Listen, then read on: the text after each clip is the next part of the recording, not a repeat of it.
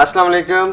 आबो हवा और मौसम के साथ मैं हूं अरशद महमूद। आज हम माह सितंबर में आबो हवा और मौसम से मुतल्लिक डिस्कशन करेंगे और इसके लिए हस्बे रिवायत डॉक्टर काज़मी साहब और डॉक्टर शहजादा अदनान साहब मेरे साथ स्टूडियो में मौजूद हैं। तो सबसे पहले हम डॉक्टर शहजादा अदनान साहब से जानेंगे कि आबो हवा माह सितंबर में कैसी रहती है। जी डॉक्टर साहब बताइएगा जी माह सितंबर के बारे में। जी, माह जो सितंबर का महीना है ये बेसिकली पाकिस्तान में मॉनसून के रिट्रीट होने का महीना है, यानी इसमें मॉनसून के सिस्टम जो हैं वो ग्रेजुअली उनमें कमी आना शुरू हो जाती है। सही। और ये सिलसिला 15 सितंबर तक जो है वो जारी रहता है। उसके बाद जो है मॉनसून पाकिस्तान के जो मेजॉरिटी ऑफ द एरियाज़ हैं वहाँ से ख़त्म हो जाती है इसके सिलसिले जो हैं। और कुछ ना कुछ सर्कुलेशन जो है इसकी ईस्टर्न बॉर्डर पर, स्पेशली जो नॉर्थ ईस्टर्न साइड है, सियालकोट, लाहौर, कसूर का जो एरिया है वहाँ पर इसकी या कश्मीर का कुछ रीजन है वहाँ पर सर्कुलेशन रहती है।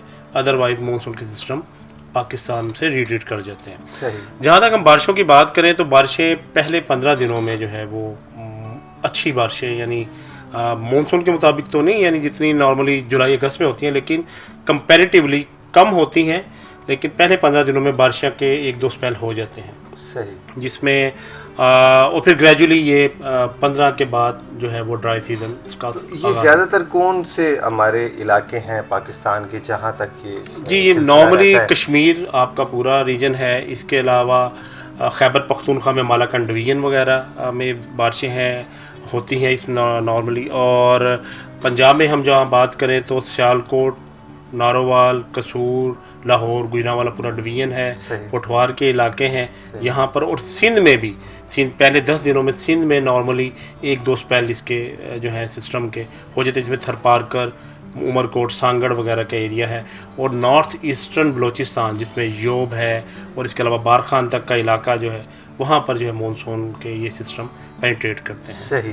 तो डॉक्टर काज़मी साहब आपसे ये जानेंगे जी कि मौसम कैसा एक्सपेक्ट कर रहे हैं आप सितंबर के महीने में, बारिशों का भी बताएं और दर्जा हरारत की भी बात करें। जी अर्शद साहब, ऐसे है कि जैसे डॉक्टर साहब ने एक्सप्लेन किया, सितंबर क्योंकि उस तरह के बारिशों का सीज़न नहीं है, मानसून ख़त्म हो चुका, अभी विंटर रेंज जो है वो बहुत दूर है, तो ये दरमियान में वो ट्रांजिशन पीरियड आप कह सकते हैं। ऑलमोस्ट जो मानसून सिस्टम है वो ग्रेजुअली डिक्रीज़ हो रहा होता है। तो इसमें ऐसे है कि जो कश्मीर है हमारा, पोठवार, नॉर्थ ईस्टर्न पंजाब और थोड़ा बहुत GB आप कह लें, जी। उसमें कुछ हद तक हम बारिशें एक्सपेक्ट कर रहे हैं, ख़ास तौर पे पोठवार और कश्मीर में।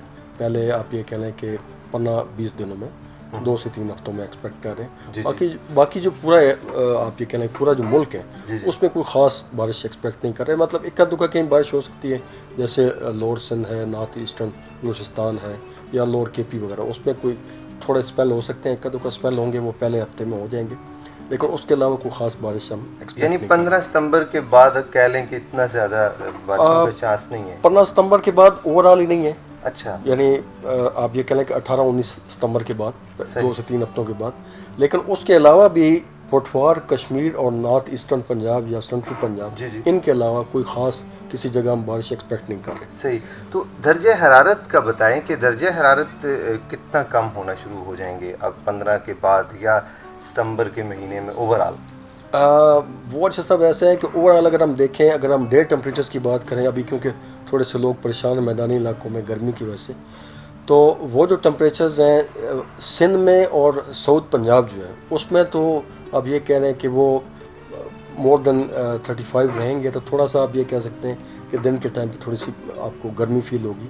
लेकिन बाकी जो एरियाज़ हैं, ख़ासतौर पर जो मैदानी इलाके हैं, उनमें टेम्परेचर जो है ना वो 30 to 35 तक रहेंगे डे टेम्परेचर्स, इसलिए वो खासे अब ये कहना कंपेरेटिवली माइल्ड हो जाएंगे।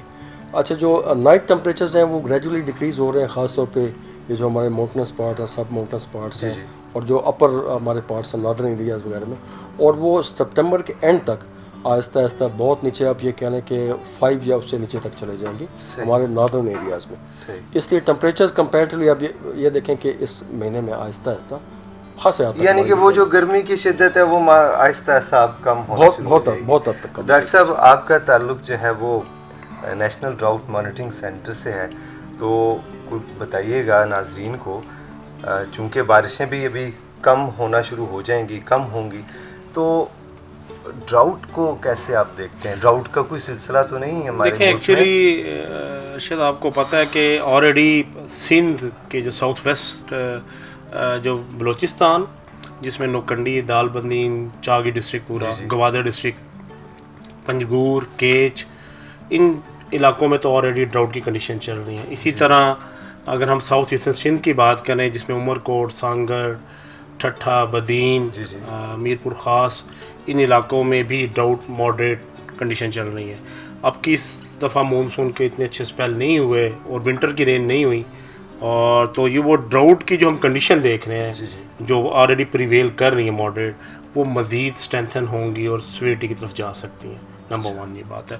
दूसरी ये है कि इस दफ़ा आप देखें कि जो हमारी ये डैम्स हैं पटवा रीजन में, 3 मेजर डैम्स हैं जिससे पानी दिया जाता है, रावल, सिमली और खानपुर। जी हाँ।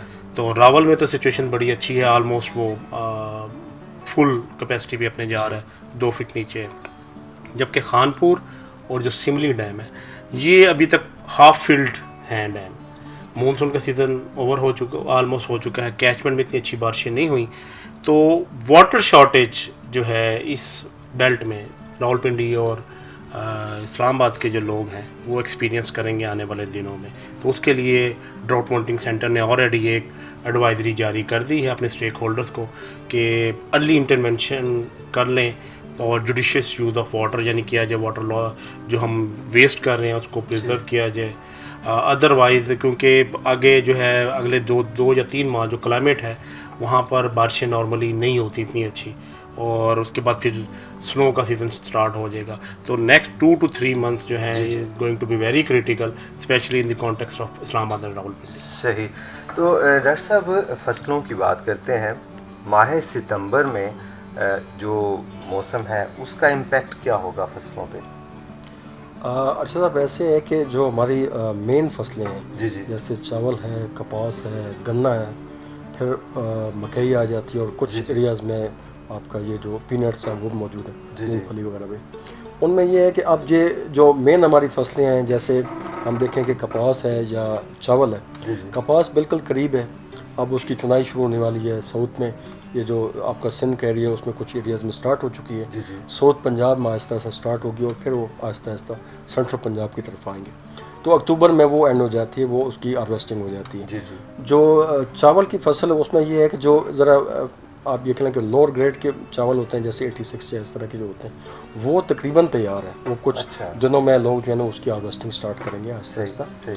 लेकिन जो मेन आपका चावल है, जो सुपर कर्नल और इस तरह के जो जी, होते जी, हैं, जी, जी। उसमें अभी टाइम है, उसमें 2 से 3 महीने और लगेंगे। तो वो जाकर दिसंबर में या आप नवंबर के एंड पे जाके उसकी हार्वेस्टिंग होती है। इसलिए उनके लिहाज से अगर देखा जाए, ख़ासतौर पे काटन के लिहाज से, तो ठीक अच्छा सीज़न है कि बारिशें नहीं हो रही, उसको वैसे भी हार्वेस्टिंग होनी है, तो चुनाई में आसानी हो जाती है, जी, वो जी। पूरे उसके बॉल ओपनिंग भी ज़रा अच्छी हो जाती है। और जहाँ तक आपकी फसलें हैं, आप ये कह लें कि पीनट वगैरह है, क्योंकि उसका सीज़न भी करीब है, उसकी मतलब आप ये कह लें कि उसकी जो ग्रेन फॉर्मेशन वगैरह तकरीबन हो चुकी होती है। मज़ीद बारिशों की यहाँ पे ज़रूरत नहीं होती, यहाँ पे उसको आप ये कह लें कि उसको ड्राईनेस की ज़रूरत होती है। सही। इसलिए हम ये एक्सपेक्ट कर रहे हैं कि ये वाला जो वेदर है, कंपेरेटिव जो ड्राई वेदर है, ये फ़िलहाल जो आपकी खड़ी फसलें उन पे अच्छा इम्पैक्ट डालेगा। सही। और इसी के कॉन्टेक्स्ट में आगे, क्योंकि ये जो डॉक्टर साहब ने बताया एग्रीकल्चर का, जी, जी। एक हेल्थ का भी यदि नॉर्मली एक इशू मर्ज करता है, वो डेंगू का है।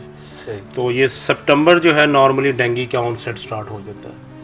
तो ये तमाम हेल्थ एजेंसीज और इनसे जो है ये हम यही एक अर्ली वार्निंग के लिहाज से ये पैगाम देना चाह रहे हैं कि उस चीज़ को मॉनिटर किया जाए, और जो प्रिकॉशनरी मेजर्स हैं डे टाइम्स में, क्योंकि इसका जो वायरस है वो डे टाइम में इसका जो मॉस्किटो है वो अटैक करता है, तो वो कंडीशन क्योंकि इसके लिए कंडूसिव इन्वायरमेंट आगे आने वाले दिनों में हो जाएगा, जिसकी वजह से जो है डेंगू की में तादाद में इजाफा हो सकता है। तो ये हिफाजती इक़दाम ज़रूर करने चाहिए। थैंक यू वेरी मच जनाब। नाज़रीन इकराम, आपको आज का प्रोग्राम कैसा लगा कमेंट सेक्शन में अपनी राय का इजहार ज़रूर कीजिएगा। आपने अगर हमारा चैनल सब्सक्राइब नहीं किया तो PMD वेदर TV ज़रूर सब्सक्राइब कर लीजिएगा।